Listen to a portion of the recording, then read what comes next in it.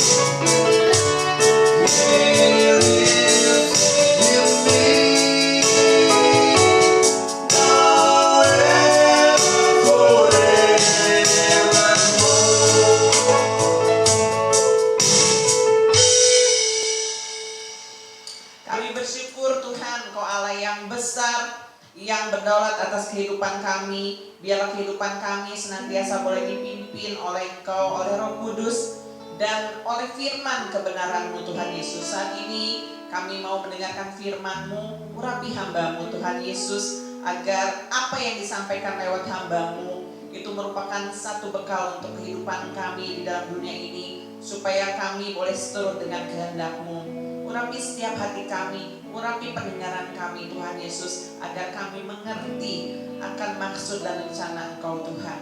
Karena kami percaya bahwa setiap rencana Tuhan, rancangan Tuhan selalu terindah buat kami semua. Terima kasih Tuhan, kami siap untuk menerima firman-Mu. Di dalam nama Tuhan Yesus kami bersyukur. Haleluya. Amin. Amin. Midweek Worship Community pada hari ini akan dilayani oleh Pastor Yoas. God be with you. Haleluya. Nah, salam saudara-saudara, dimanapun saudara-saudara berada yang saat ini terhubung dengan Midweek Worship Community. Mari kita sama-sama mau dengar firman Tuhan. Nah, saya akan bagikan firman Tuhan di Yosua pasal yang ke-13 ayat 1. Saya baca. Setelah Yosua menjadi tua dan lanjut umurnya, berfirmanlah Tuhan kepadanya, engkau telah tua dan lanjut umur, dan dari negeri ini masih amat banyak yang belum diduduki. Nah, Bapak Ibu Saudara, ternyata pada waktu Yosua masuk ke tanah perjanjian, itu negeri yang dijanjikan Tuhan untuk bangsa Israel, ternyata belum sepenuhnya dikuasai. Sudah masuk, tetapi semua yang ada di dalam negeri itu belum semua dikuasai. Dan ironisnya, musuh-musuh belum dikuasai semua, Yosua sudah keburu lanjut usia, umurnya sudah tua, sehingga secara perhitungan akal nalar pasti tidak akan mampu lagi untuk berperang, tidak mampu lagi untuk bisa mengalahkan musuh-musuh yang masih bercongkol di dalam negeri itu. Mungkin saya berpikir, memang menurut Tuhan memang sudah usia lanjut, sudah tua. Tetapi juga mungkin kenapa Yosua tidak menuntaskan musuh-musuh itu untuk dikalahkan? Mungkin ini pendapat saya, mungkin juga dia bisa sudah mengalami yang namanya rasa nyaman. Rasa nyaman karena apa? Karena bagian utara dan selatan dari negeri itu sudah dikalahkan. Bahkan Bapak Ibu Saudara, pasal sebelumnya di situ dihitung ada 30 raja-raja yang sudah dikalahkan oleh Yosua dan tentara-tentaranya. Wow, luar biasa bukan? Mungkin itu yang membuat Yosua, ya saya udah ngalahkan banyak raja-raja lah, rasa nyaman, ya tenang udah, ya nggak lagi ya melihat bahwa belum sepenuhnya ya musuh-musuh di dalam negeri itu dikuasai dan dikalahkan. Nah, Bapak Ibu Saudara, ya apa yang saya mau bagikan saat ini? Mungkin kita juga sama ya, karena memang perjalanan bangsa Israel keluar dari Mesir menuju negeri perjanjian itu memang persis dengan perjalanan rohani kita hari-hari ini. Ya. Makanya di 1 Korintus 10 bahwa apa yang dialami oleh bangsa Israel itu menjadi contoh bagi kita yang hidup di zaman akhir ini. Ya. Nah, yang saya mau bagikan begini.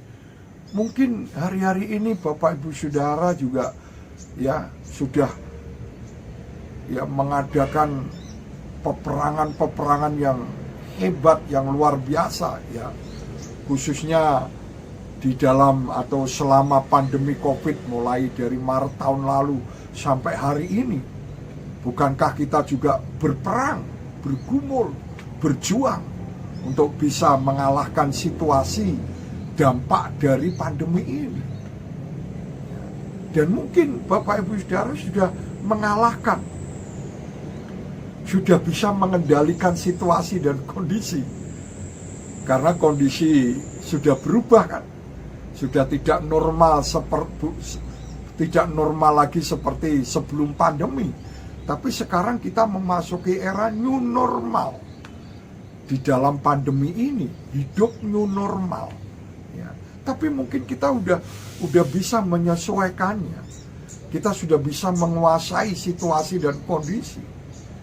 Bahkan mungkin dalam peperangan untuk kita memerangi domain-domain yang ada di dunia ini, dan kita sudah menaklukkan dan menguasai domain-domain yang ada di dunia ini. Mungkin domain apa? Politik. Mungkin juga marketplace. Ya.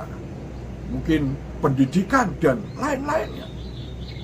Tetapi ternyata ya masih ada yang belum dikuasai, masih ada yang belum dikalahkan. Nah, dalam kisah ini ditulis secara spesifik, yaitu ada 5 raja di Filistin, di negeri Kanaan itu ya, yang sudah menguasai negeri itu, dan itu belum dikalahkan. Ini ada di dalam. Kalau yang di luar tadi, di mungkin bagian utara selatan sudah dikalahkan, justru ini yang di dalam. Ya. Dan menurut saya kalau ini disebut oleh Tuhan secara spesifik 5 raja Filistin ini, ya ini mungkin musuh terkuat, musuh yang sulit dikalahkan, musuh yang sulit dikuasai. Ya. Nah, Bapak Ibu Saudara, jangan sampai kita juga lengah. Ya, sudah rasa nyaman. Saya udah menguasai situasi kok, kondisi sekarang udah nggak ada masalah lagi dengan COVID-19. Dengan situasi ekonomi juga sudah saya bisa kuasai semuanya. Ya, hidup new normal juga saya sudah bisa menjalaninya, sudah terbiasa. Tapi jangan sampai lengah. Ya. Ternyata masih ada musuh yang belum kita kalahkan. Di mana itu?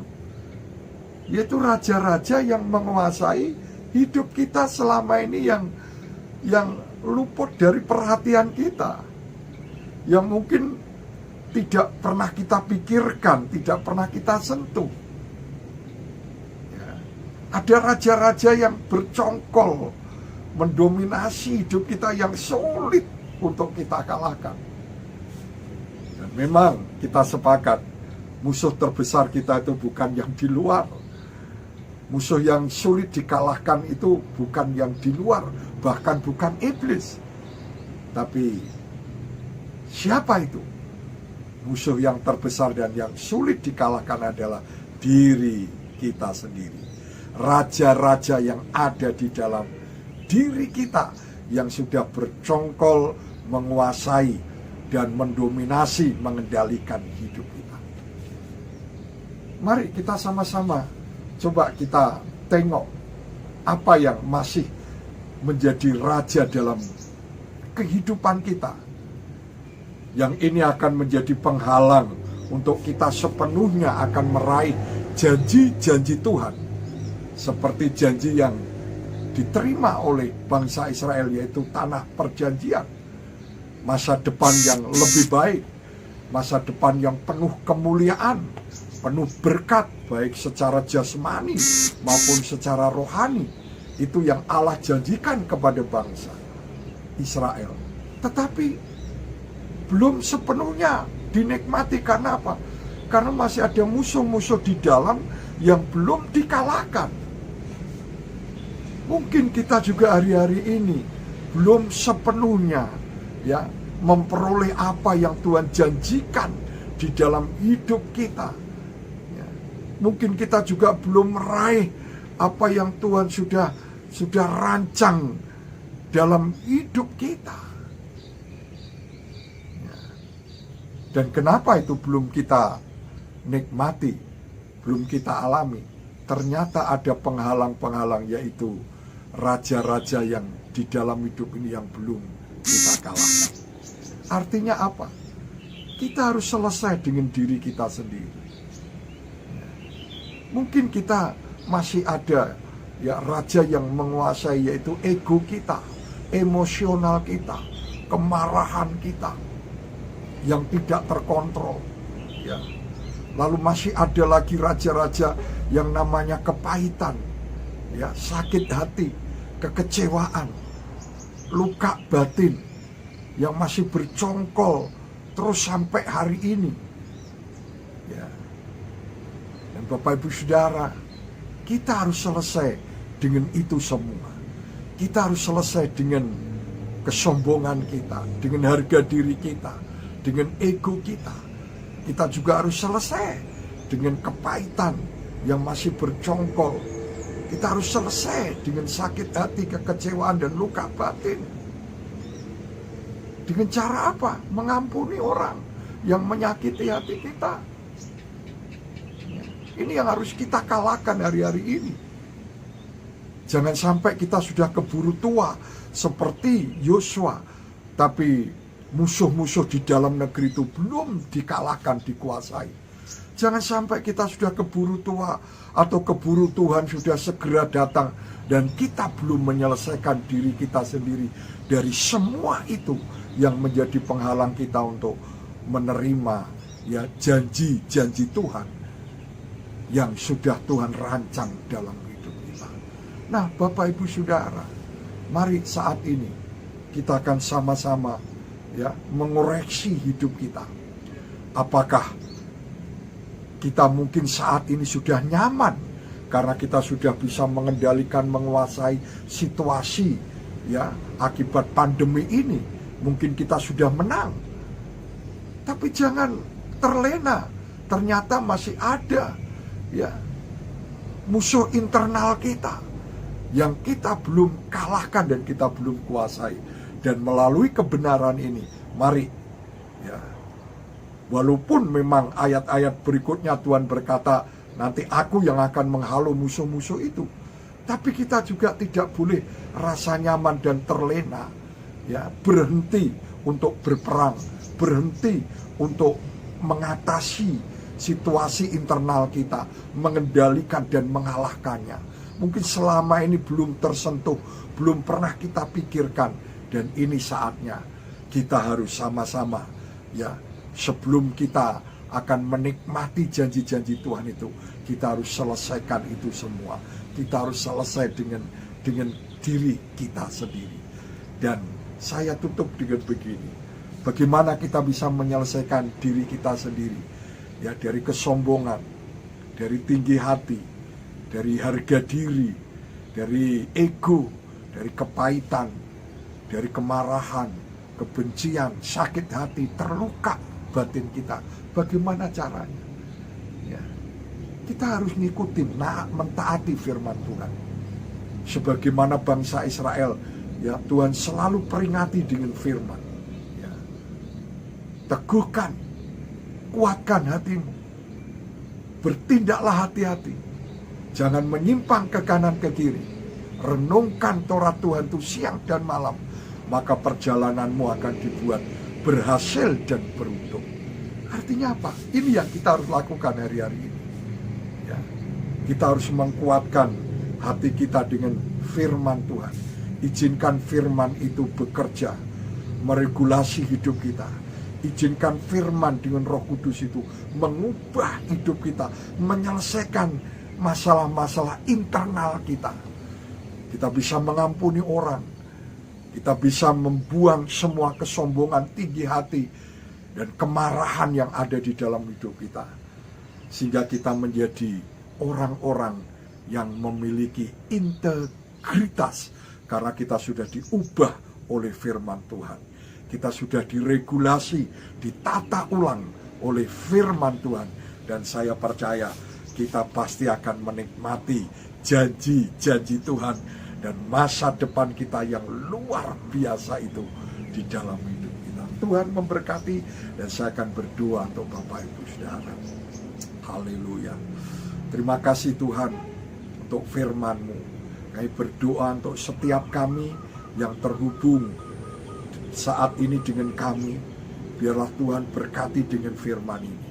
Mungkin ada di antara mereka yang belum mengalahkan musuh yang terbesar, yaitu dirinya sendiri, yaitu musuh konflik internal, yaitu kesombongan, harga diri, mungkin egois, kepahitan, sakit hati, kekecewaan, luka batin yang belum pernah tersentuh selama ini. Tapi biarlah firman-Mu ini akan membangkitkan mereka untuk menyelesaikan semuanya ini. Dengan apa? Menerima firman, merenungkan, melakukannya. Firman-Mu akan mengubahkan hidup kami, sehingga semua konflik internal kami terselesaikan, sehingga kami boleh selesai dengan diri kami sendiri. Kami boleh berdamai dengan Allah dan berdamai dengan diri kami sendiri. Terima kasih. Kau memberkati semua mereka, dan apapun yang mereka alami, proses padang gurun, proses pandemi ini, mereka akan tetap kuat sampai mereka mengalami janji-janji Tuhan di balik semua pandemi COVID-19 ini. Terima kasih, dalam nama Tuhan Yesus Kristus kami sudah berdoa dan bersyukur. Amin. Salam Bapak Ibu, Tuhan memberkati kita semua. Amin.